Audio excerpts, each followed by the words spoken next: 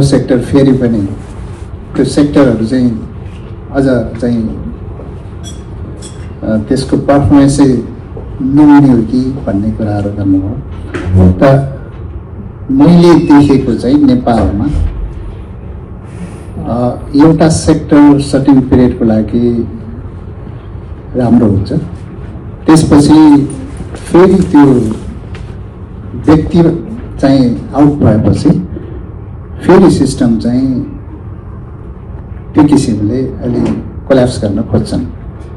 यो चाहिँ लिडरसिपको ठुलो समस्या छ। राइट म्यान in right place in right time it's very important. त्यो भएको हुनाले अब म त्यहाँ बस्दै गर्दाखेरि I made a good system, but immediately when I was remote then everything, this right man in right place, I think everything is changed. So it's very difficult to manage a system in this environment. यो इन्भाइरोमेन्टमा चाहिँ धेरै गाह्रो छ।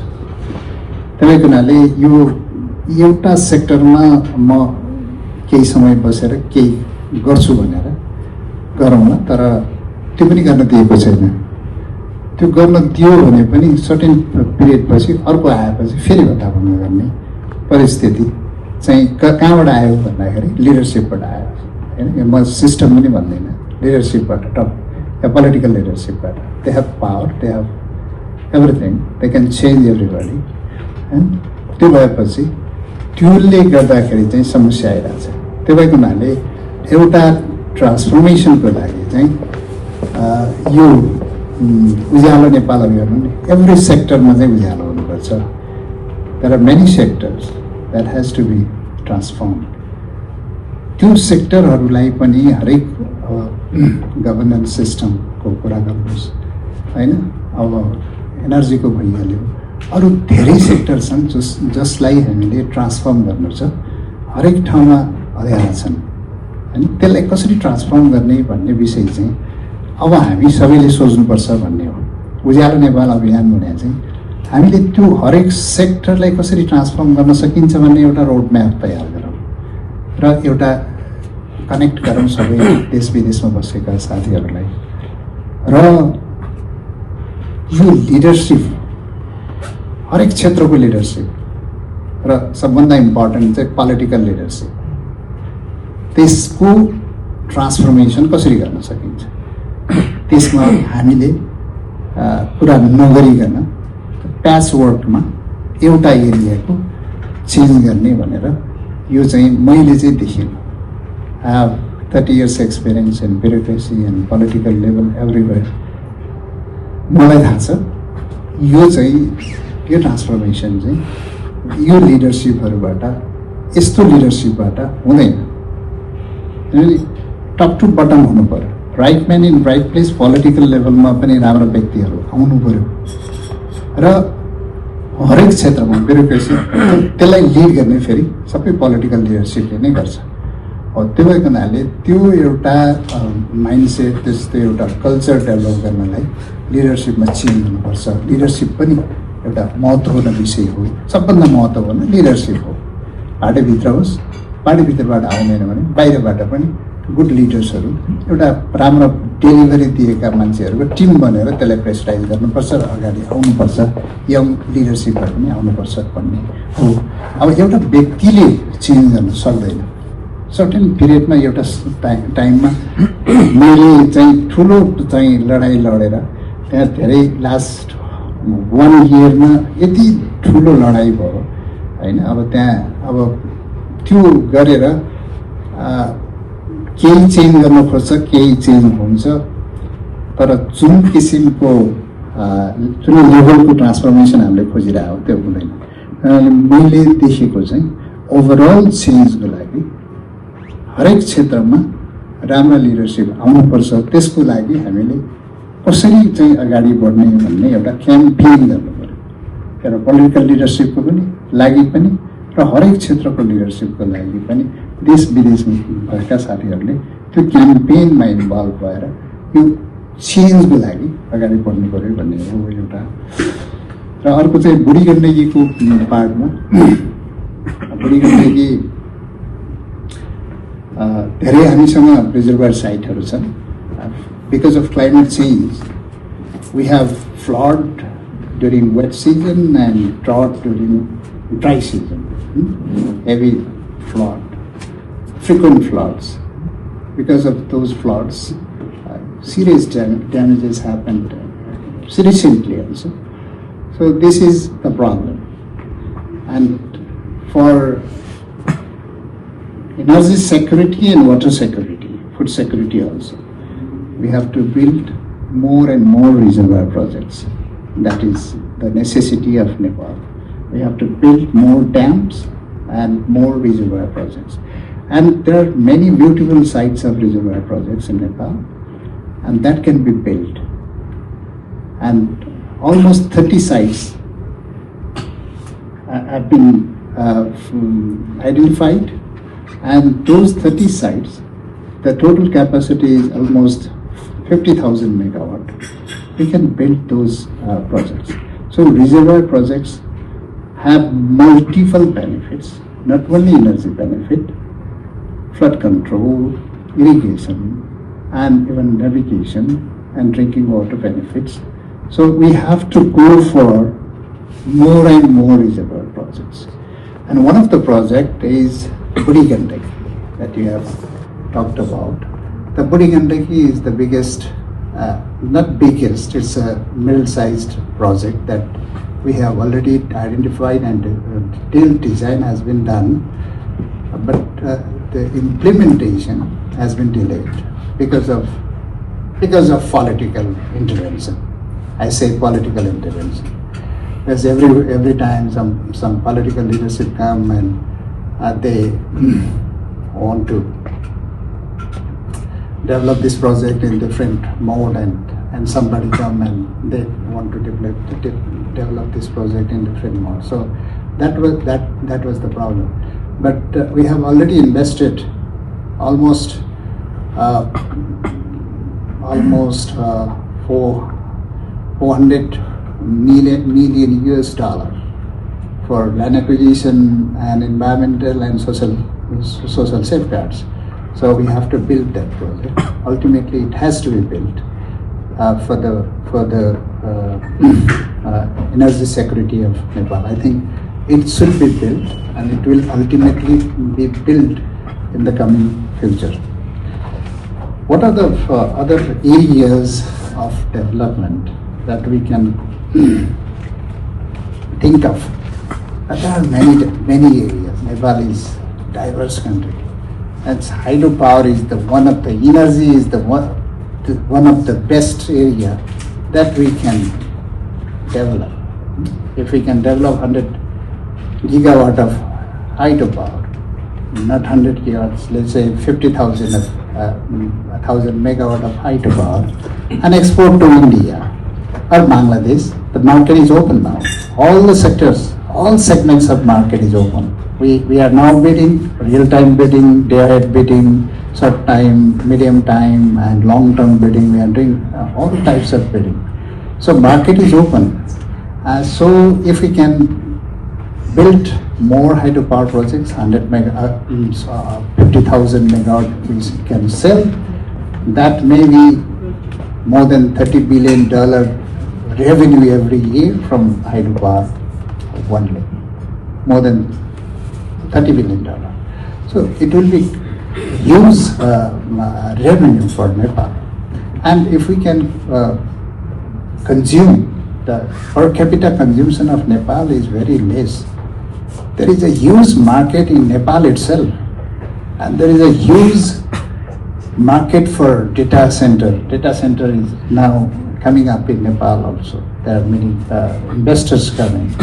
And electricity, electrifying transportation and cooking also. A huge market is there. And India and Bangladesh is a very good market because of this coal, electricity. They have to shift to this carbon neutral target, and they have to meet that.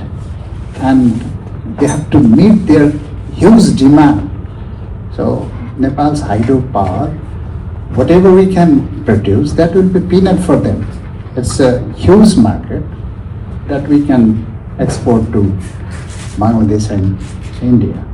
So energy is a huge sector that can transform Nepal, and there are many sectors. Tourism, you see, tourism is a diverse country, Mount Everest, and cultural diversity and religious diversity, the birthplace of Buddha, and we have not been able to sell all these products. So tourism, very huge, immense potential, and human resources. This diaspora, Nepalese community, they have very good knowledge, experience, and they have already done so many struggles outside Nepal. And it's more than 50,000, not 50,000, I think, 5 million, more than 5 million young population are outside. So if we can use these human resources, IT, it can be IT hub. It's a huge market both sides, India and China. So it's a technology, human capital that will transform Nepal. It's the environment to be created by the government.